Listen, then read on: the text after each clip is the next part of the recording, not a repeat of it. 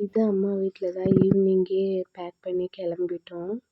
நான், ஹஸ்பண்டு, அம்மா, பஸ்ஸில் வந்தாங்க. நாங்கள் வண்டியில் வந்தோம். ராகுலும் வந்திருந்தான். அவங்க கொஞ்ச நேரம் நல்லா விளையாடிட்டு இருந்துட்டு டைம் ஸ்பெண்ட் பண்ணிவிட்டு அவங்க நைட்டு வீட்டுக்கு கிளம்பிட்டாங்க. அவங்க மாமாவும் ராகுலும் ஹஸ்பண்டும் போயிட்டாங்க.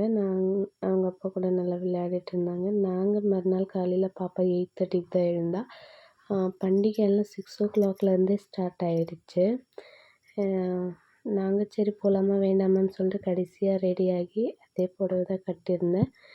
கட்டிட்டு போய் பார்க்குறதுக்குள்ளே பாருங்கள் எவ்வளோ வண்டி நிற்கிது பாருங்கள். ஃபுல்லாக அவ்வளோ வண்டிங்க. எங்கே பார்த்தாலும் காரு, 2 வீலரு எல்லாம்.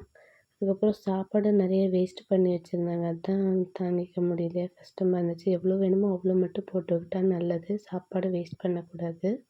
அதுக்கப்புறம் இப்போ ரோடெலாம் கொஞ்சம் நல்லா போட்டிருக்காங்க, தேர் இழுக்கணும் அப்படின்றதுனால. போய் பார்த்தோம். நாங்கள் எல்லாம் முடிகிற டைம் தான் ஒரு 10:30க்கு தான் கிளம்புனோம். 12 o'clock வரையும் நடக்கும். இந்த பண்டிகையில் வந்து ஒரு எருது மட்டும் செத்து போச்சு அப்படின்னு கேள்விப்பட்டேன். பாருங்கள், பார்த்தா ஃபுல்லாக வண்டிங்க. நாங்கள் இப்போது லேட்டாக போய் இப்படி இருக்குன்னா அப்படியே மனுஷங்களாம் எறும்பு கூட்டம் மாதிரி தெரிய ஆரம்பிச்சிட்டாங்க.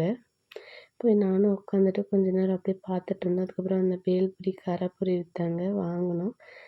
புளிப்பாக இருந்துச்சு, அவ்வளோ பிடிக்கல. பாப்பா பலூன் கேட்டுட்ருப்பா எப்போ பார்த்தாலும். அவளுக்கும் ஒரு பலூன் வாங்கி கொடுத்துட்டோம்.